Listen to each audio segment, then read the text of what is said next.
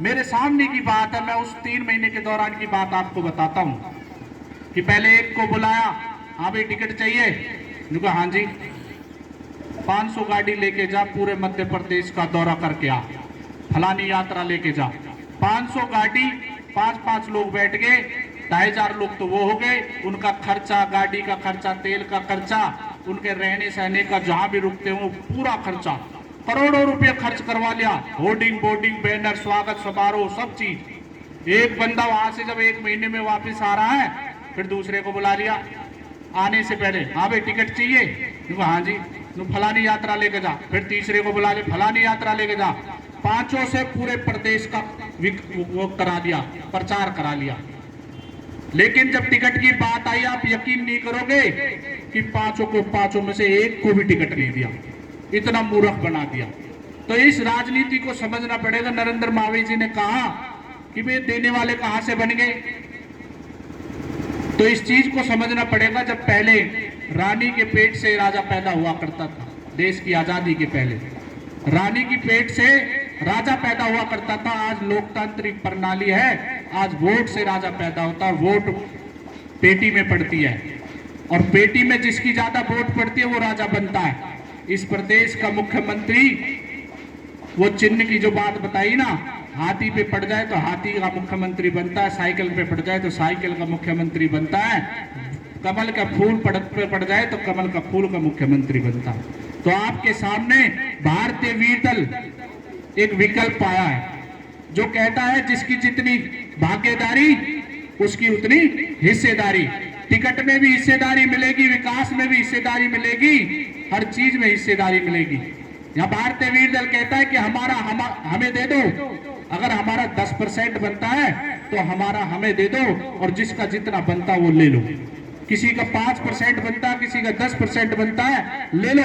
लेकिन आज की राजनीति क्या कर रही है, सबके माल को अकेले खाने में लग रहे हैं। आज देखिए, किसान कहता है मुझे तीनों कानून नहीं चाहिए जी, लेकिन तानाशाह, जुमलेबाज, चौकीदार, चाय बेचने वाला, रामदेव का दोस्त, अदानी मदानी का मित्र, आज देश की जनता की भावनाओं को नहीं समझ रहा, किसान की भावनाओं को नहीं समझ रहा। वो हाथ जोड़ के कह रहा है, किसान पूरे देश का जनमानस भी इस बात को कह रहा है कि तीनों कानून वापस ले लो, लेकिन नहीं मान रहा। अरे आपने, देश का किसान जनमानस ये कहता है कि हम तो आपके 15 लाखों से जीत गए, हर साल 2 करोड़ नौकरियों का वादा किया, 2 करोड़ नौकरियों से जीत गए, अब ये दुगनी आय हमें नहीं चाहिए। न किसानों की दुगनी आय होगी, जब हमें चाहिए ही नहीं, आपने पहले बहुत कुछ दे दिया, तो फिर क्यों जबरदस्ती इसे दे रहे हैं। लेकिन वो तानाशाह इस बात को समझता है कि किस तरीके से मैं इस देश की जनता को मूर्ख बना सकता हूं, ड्रामे कर सकता हूं, झूठ बोल सकता हूं। जब आपने देखा महामारी जैसी बीमारी कोरोना इस देश के अंदर, हमने लिखा, साथियों को हम पे कोई लोग विश्वास भी नहीं करते थे, लिखते थे हम, अरे आप ऐसे कैसे कह रहे हैं मोदी जी के लिए। कोई विरोधी विपक्षी पार्टियां विरोध नहीं कर पाती थी।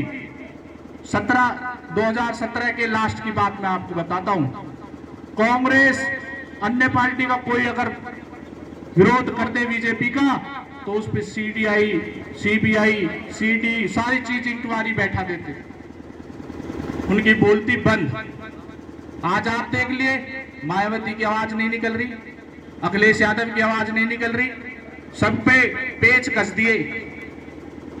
अगर ये चोर ना होते तो हंगामा पूरे देश में बहुत बड़ा खड़ा कर देते।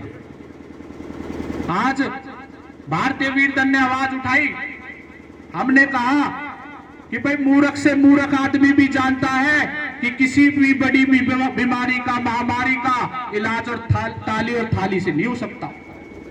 लेकिन अंधभक्त थे, अरे आप मोदी जी को क्यों कह रहे हो, ताली और थाली से इलाज होगा, दिए जलाने से इलाज होगा, हो गया जी। ये तो हर आदमी जानता है कि क्या आप कह क्या रहे हो। इस देश को एक ऐसे तंत्र में फंसाने का काम कर रहे हैं जिसे कोई मान भी नहीं सकता। लेकिन अंधभक्ति में लीन लोग हमसे ही बहस करने लगे। साथियों, आत्महत्या की चिता पर देखकर किसान को आत्महत्या की चिता पर देखकर किसान को नींद कैसे आती है इस देश के प्रधान को, इस बात को समझना पड़े। एक घर की महिला गृहिणी ये कहती है कि कमल का फूल मेरी इतनी बड़ी भूल, 300 रुपए में मिलने वाला सिलेंडर आज 442 रुपए में मिल रहा है, 842 रुपए में मिल रहा है, 900 के बराबर हो गया, 3 गुना बढ़ गया। पहले ये बीजेपी के नेता स्मृति ईरानी सिलेंडर सर पर धरकर 10 रुपए बढ़ने पर सिलेंडर सिर पे रख लेती थी और सारे नेता बीजेपी के कपड़े उतारकर रोड पर खड़े हो जाते थे। 10 रुपए बढ़ गए जी सिलेंडर के, 310 हुआ नहीं और हंगामा शुरू। आज कहाँ हो, जब 3 गुना बढ़ गया, आज कहाँ पे है वो लोग? मलाई खा रहे हैं, मलाई खा रहे हैं। इस बात को आपको समझना पड़ेगा। कौन समझाएगा आपको? आप लोगों के बीच में कौन आएगा? पढ़े लिखे नौजवान जानते हैं, इस बात को आपको बड़ी गहराई से समझना पड़ेगा। शासन सत्ता कलम की ताकत वो ताकत है जो सारे विकास के रास्ते खोलती है। मोदी जी ने कह दिया कि भैया आज से 1000 और 500 के नोट बंद, तो बंद हो गए। वो शासन सत्ता कलम की ताकत है। पूरे देश में किसी ने हिम्मत है उस बात को रोक दे? किसी ने विरोध नहीं करा, बंद तो बंद। ये है शासन सत्ता कलम की ताकत। मायावती ने कह दिया गौतम बुद्ध यूनिवर्सिटी बनेगी, इस जमीन को एक्वायर कर दो, सारी एक्वायर होगी, रातों रात कलम चली, यूनिवर्सिटी बन गई। वो है शासन सत्ता कलम की ताकत। अखिलेश यादव कह देगा कि 80% नौकरियां मेरे समाज को मिलेगी, तो वह शासन सत्ता की ताकत। नीतीश कुमार ने कह दिया बिहार में कि शराब बंद, तो बंद, कोई रोक सकता है? वो है शासन सत्ता और कलम की ताकत। वो शासन सत्ता और कलम की ताकत बढ़ाने की बात करता है भारतीय वीर दल, जो सबको न्याय मिले, जिसमें सबको एक समान न्याय मिले, एक समान विकास हो। देश के अंदर शिक्षा को बांटा जा रहा है, रोजगार को बांटा जा रहा है, भेदभाव किया जा रहा है। भारतीय वीर दल कहता है, राष्ट्रीय अध्यक्ष जी कहते हैं कि इस देश के अंदर ऐसी व्यवस्था होनी चाहिए कि जहां पढ़े लिखे बिजनेसमैन, कारोबारी, उद्योगपति, सबके बच्चे और गरीब के बच्चे एक समान शिक्षा प्राप्त करें, एक समान, भेदभाव कोई ना हो। आज भेदभाव हो रहा है। वो एयर कंडीशन में बैठे हैं, उनके बच्चे एयर कंडीशन बस, एयर कंडीशन मकान, एयर कंडीशन स्कूल, और हमारे बच्चों को स्कूलों में टाट चटाई भी नहीं मिल रही। तो ये भेदभाव नहीं होना चाहिए। स्वास्थ्य के संबंधित गरीब बच्चा, गरीब लोग सरकारी हॉस्पिटलों में जाते हैं, वहां इलाज आपको पता सबको कैसा हो रहा है। भेदभाव नहीं होना चाहिए। जहां अमीर का इलाज फर्स्ट क्लास होता है, ऐसी व्यवस्था होनी चाहिए कि गरीब का भी ऐसा ही इलाज हो, अच्छी व्यवस्था में हो, एक समान हो, एक जैसे डॉक्टर हो, एक जैसी व्यवस्था हो। इस बात को आपको समझना पड़ेगा। इस छल फरेब की आंधी में हम दीप नहीं बुझने देंगे। इस छल फरेब की आंधी में हम दीप नहीं बुझने देंगे। हमें सौगंध है 36 बरादरी की, हम भारतीय वीर दल का अभियान किसी भी सूरत में नहीं रुकने देंगे। साथियों, और भी बहुत सारे वक्ता है, मैं अपनी बात को कुछ लाइनों में ही समाप्त करना चाहूंगा। आज देश की राजनीति को आपने देखा है। प्रधानमंत्री जी को यह बात समझनी चाहिए कि जो आम आदमी है उसे जीडीपी से, बैंक का घाटा, नफा, इस चीज से कोई मतलब नहीं है। प्रधानमंत्री जी, आपको यह समझना चाहिए कि देश की जनता को क्या चाहिए। आज आपने आसमान पे डीजल पेट्रोल पहुंचा दिए, आम जनता को चाहिए मेरी बाइक में तेल सस्ता गिरे, ट्रैक्टर में तेल सस्ता गिरे, मेरे घर दाल सब्जी सस्ती मिले। उन्हें आपके बैंक जीडीपी बढ़ने से या घटने से, बैंक का इंटरेस्ट बढ़ने से घटने से कोई मतलब नहीं है, कोई सरोकार नहीं है। उन्हें जो चीज चाहिए उस पे आपको कंट्रोल करना होगा। झूठ की आज आप देखिए, अब हमारे सामने बाबा बैठे हैं।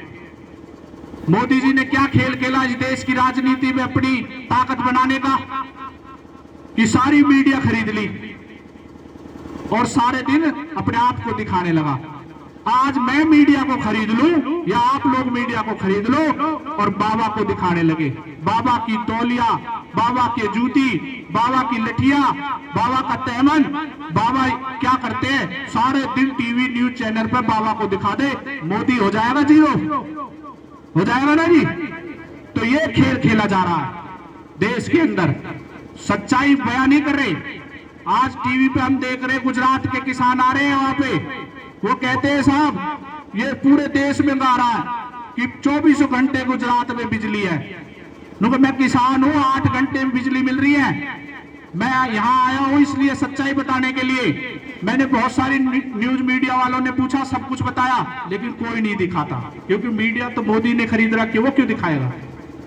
तो इस बात को समझना पड़ेगा, झूठ पर झूठ, एक बात को 100 बार झूठ बोल रहे लोग, सोचते हैं तो सच्ची लगता है जो ये बोल रहा है। तो आखिर में लाख झूठ बोलकर एक सच को छुपाया नहीं जा सकता, लाख झूठ बोलकर एक सच को छुपाया नहीं जा सकता। यह भी एक सच्चाई है। नेताजी सुभाष चंद्र बोस, भगत सिंह और सरदार वल्लभ भाई पटेल का योगदान ना होता, महात्मा गांधी जैसे लाखों मर जाते पर यह देश आजाद ना होता। जय हिंद, जय भारत, भारतीय विद्यार्थी जिंदाबाद।